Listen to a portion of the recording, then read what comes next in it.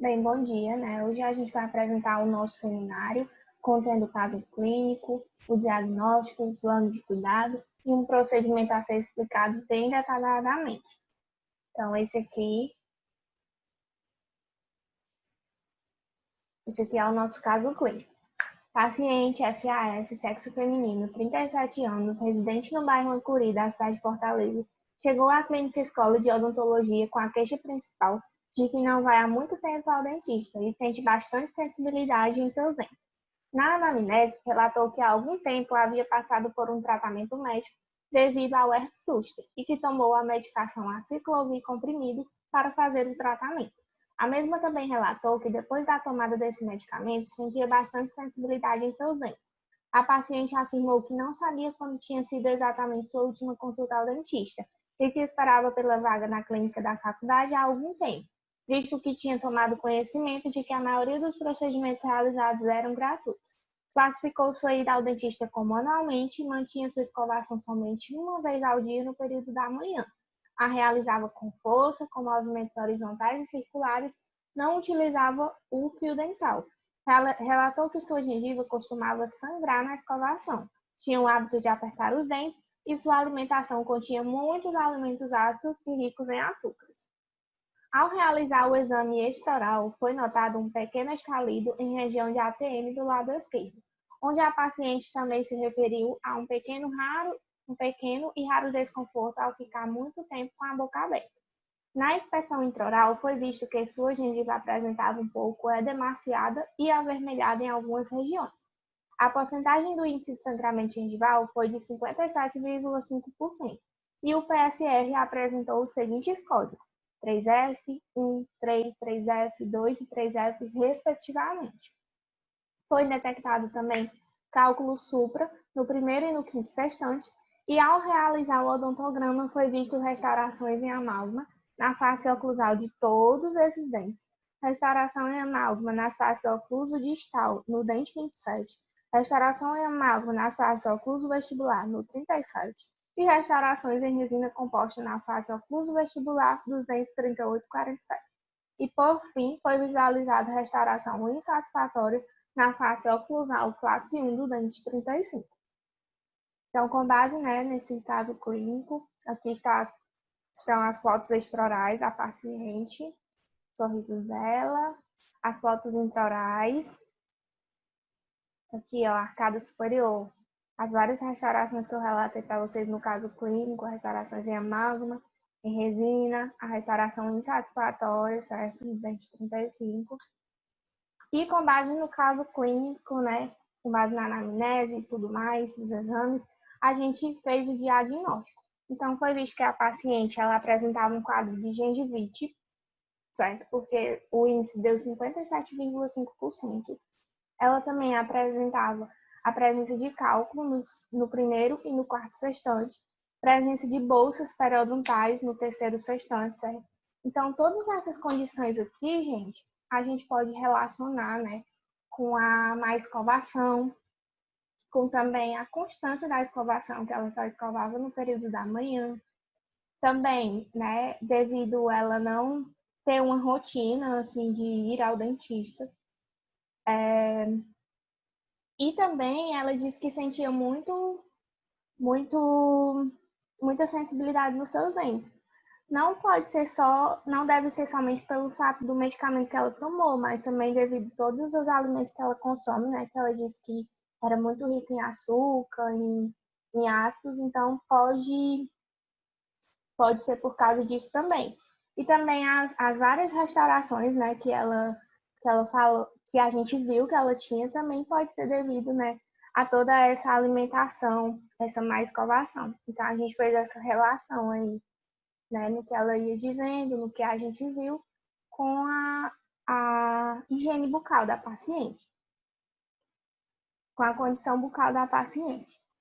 E aí a gente foi detectado também falsas bolsas no primeiro, no quarto e no sexto testante, justamente porque os terceiros molares eles estavam terminando de erupcionar e ele estava causando hiperplasia gengival, certo?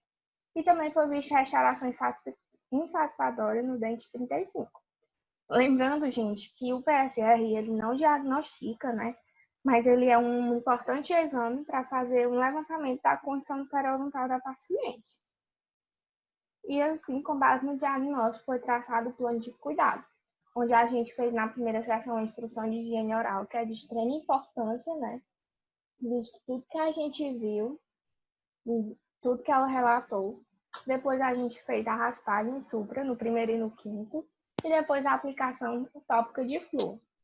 Na outra sessão, a gente iria fazer a restauração do dente 35, classe 1, só que não foi possível devido a essa fase de pandemia, né? Na outra sessão, a gente iria fazer o acabamento e polimento das restaurações que ela tinha na boca, inclusive essa que a gente faria, né, na sessão anterior. E depois a gente faria uma reavaliação periodontal para ver se a paciente realmente adequou sua higiene bucal, né, depois que a gente fez essa instrução. Importante salientar também que a paciente ela deve ser encaminhada para o espaço de promoção da saúde durante a fase do tratamento dela, né? E o que for debatido no plano de cuidado é importante que seja do interesse dela e também temas importantes, né, para que ela saiba, como por exemplo, doenças infecto-contagiosas, a importância da higiene bucal, né? Tudo isso a gente tem importância para o paciente saber.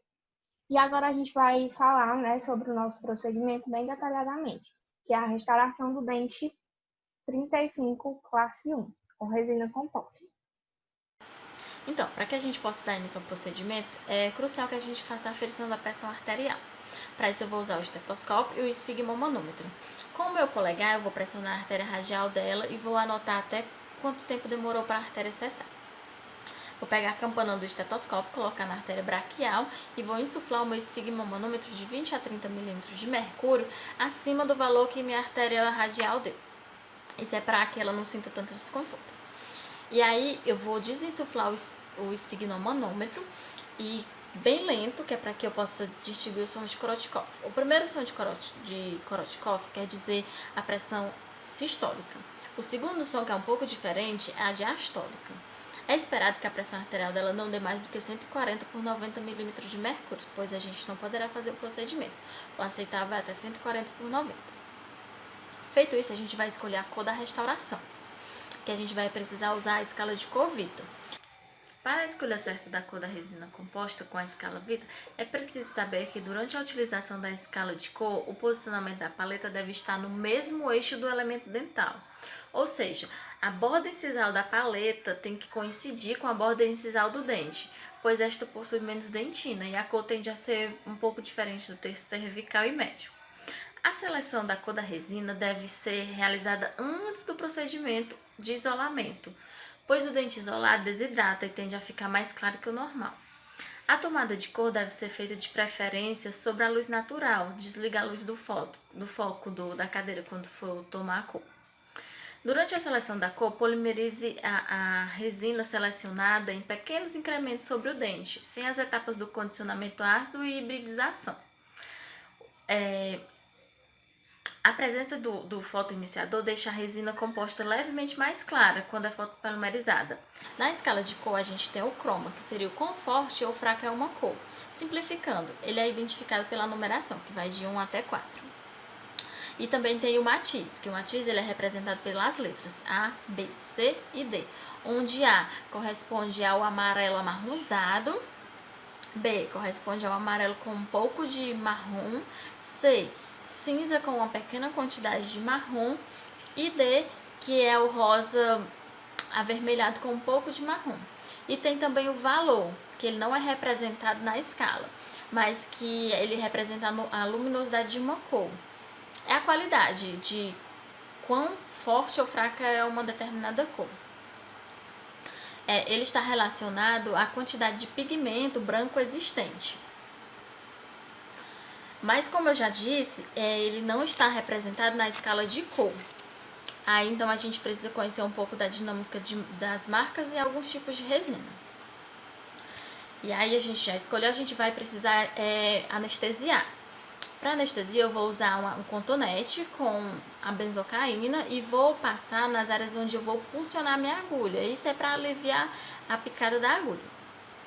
Com a minha carpula, eu vou pegar o meu tubete, que eu escolhi o anestésico de lidocaína, com vaso, que é um anestésico padrão, e que ele tem um tempo de ação suficiente para a gente fazer essa restauração.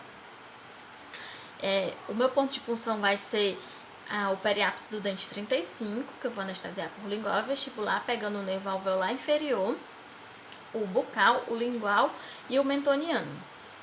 Também eu vou anestesiar as papilas do dente 45, 44 e o 37, que é onde os grampos vão ficar, e aí com isso eu tenho o intuito de aliviar o grampo nessa região. E aí também, quando eu for anestesiar, sempre tomar cuidado para onde o bisel está voltado, para que não seja desperdiçado líquido na cavidade da paciente e não sinta um gosto ruim. Enquanto isso faz efeito do anestésico, eu posso ir passando o fio dental, para que ela possa, quando for colocar o lençol, evitar que ele rasgue muito. Então, aí já que a gente escolheu a cor, agora sim a gente vai poder fazer o isolamento absoluto. A gente vai explicar um pouco sobre os instrumentais que precisa para fazer e como é feito o isolamento. O isolamento absoluto entrou na odontologia em 1864 para ser utilizado em endodontia e restauração. Com ele, é possível que se tenha um tempo de trabalho aumentado e um campo de trabalho com menos riscos de contaminação. O principal objetivo do isolamento é para que se possa diminuir ou eliminar a umidade da cavidade, se tem uma cavidade mais asséptica e que se possa trabalhar de acordo com a indicação de cada material. O isolamento absoluto possui inúmeras vantagens, como melhorar a visibilidade do operador, permitir um campo de trabalho mais asséptico, evitando infiltração de saliva, reduzir o risco de infecção cruzada, impedir que o paciente aspire ou degluta qualquer instrumento ou produto químico que esteja sendo utilizado, podendo assim também evitar possíveis complicações legais, caso esse paciente venha deglutir algum material.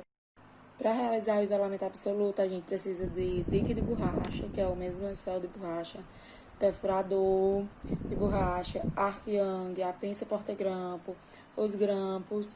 E além disso, deve ser utilizado alguns materiais acessórios, como a caneta, o fio dental e o lubrificante. Para realizar o isolamento, como é que é feito? Primeiro você pega o lençol de borracha, com a caneta você vai marcar fazer a cruzinha, né? Dividindo em 4 quadrantes.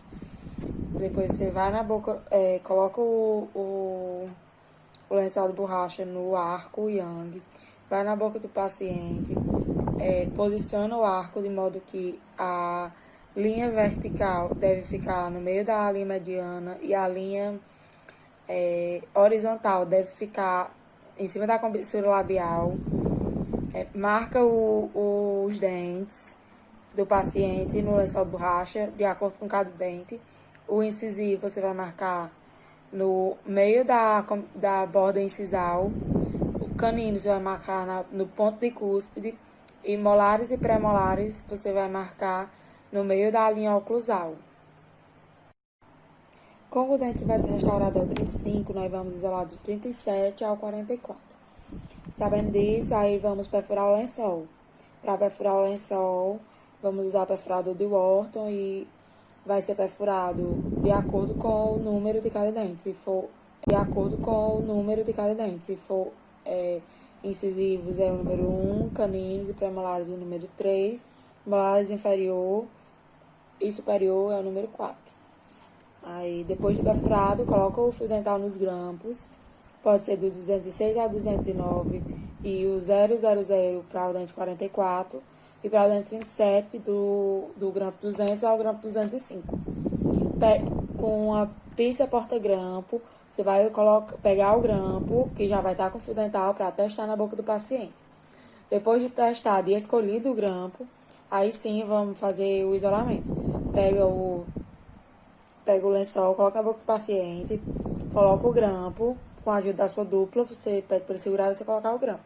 Depois coloca outro grampo, depois invagina todos os dentes, que já foi furado, com a ajuda do lubrificante e o fio dental. Pode ser que você precise também do jato de ar, se precisar pode usar. Logo após realizar o isolamento, vai ser feito o preparo da cavidade. Como é que vai ser feito? Primeiro vai ser retirado o material restaurador que já existe da cavidade, utilizando uma ponte amontada, número 1011, acoplado na caneta de alta rotação. E logo depois pode-se usar a broca CA número 2 ou número 4, acoplada na baixa rotação. Lembrando que a produção da broca tem que ser sempre ao longo do estudante e a profundidade da cavidade vai depender da quantidade de material restaurador que já existia. Ao longo do preparo, vai se utilizando o espelho e a ação exploradora para verificar se a parede por baixo está regular. Se a parede por baixo estiver regular, pronto, já vai estar apto para receber o novo material. Bem, depois do preparo cavitário, é necessário que a gente faça a profilaxia do dente e da cavidade. E para isso, a gente vai usar a pedra pomes mais água, que vai ser misturada dentro do pote d'água. E depois a gente vai inserir na escova de Robbins ou na taça de borracha, que vai estar acoplada à caneta de baixa rotação. Para só então a gente passar na cavidade e no dente. E a gente escolheu esse material, pois ele evita o aspecto gorduroso, diferente da pasta profilática. Depois da profilaxia, a gente vai utilizar o sistema adesivo, porque o material de escolha foi a resina. E o sistema adesivo escolhido foi universal, autocondicionante, de 2 passos, com condicionamento seletivo e esmalte. E a gente escolheu ele, pois ele não necessita do controle de umidade e ele tem os frascos de adesivo separadamente. E os passos dele que a gente vai fazer é o seguinte: passar ácido fosfórico por 30 segundos em esmalte, depois lavar a cavidade por 60 segundos, depois nós vamos secar com jato de ar por 10 segundos, com uma distância mais ou menos de 20 centímetros. Depois nós vamos passar o primer acídico e dentina por 20 segundos. Depois nós vamos secar novamente com jato de ar. Depois vamos passar o adesivo e esmalte em dentina por 20 segundos. Podemos repetir se a gente quiser uma melhor adesão. E no final a gente vai fotopolimerizar por 20 segundos. Depois disso vai começar a restauração em si. Como já foi dito, o material de escolha foi a resina. E ela foi escolhida porque ela tem uma ótima estética e ela tem uma boa propriedade mecânica, ou seja, ela tem uma ótima resistência. Mas para a gente fazer a restauração, a gente precisa saber da anatomia do dente 35, né, que é o segundo premolar inferior do lado esquerdo. E ele tem 3 cúspides, uma maior na vestibular e 2 menores na lingual. A técnica escolhida foi a incremental. E a gente escolheu ela, pois ela diminui a contração de polimerização. Primeiramente, a gente vai pegar a espátula suprafio e com a resina de dentina, a gente vai aplicar primeiro na cúspide vestibular e depois nas outras 2 cúspides. Sendo que a gente vai ter cuidado para não passar os incrementos de uma cúspide para outra. E sempre vai fotopolimerizar por 20 segundos entre cada cúspide. Depois a gente vai utilizar a resina de esmalte, fazendo o mesmo processo, só que a gente vai deixar espaço para as cristas marginais na mesial e na distal. Por último, a gente ainda pode fotopolimerizar por mais 20 segundos. Depois disso, a gente vai fazer o ajuste oclusal, só que ele é feito sem isolamento. Então, a gente vai tirar o isolamento, vai pegar a folha de papel carbono, vai pedir para o paciente morder. E onde ficar marcado, a gente vai fazer um desgaste com a broca 3118F. Depois a gente vai fazer o acabamento e polimento. Ele também faz parte do ajuste oclusal, pois ele reanatomiza o dente. Ele é muito importante porque ele, além de melhorar a estética, ele remove o excesso, fazendo com que diminua o acúmulo de biofilme. A gente vai utilizar os discos abrasivos para isso, acoplado à caneta de baixa rotação, onde a gente utiliza os discos mais escuros para os mais claros, porque é do grânulo maior para o grânulo menor. E é isso. Essas são as nossas referências. E obrigado pela atenção.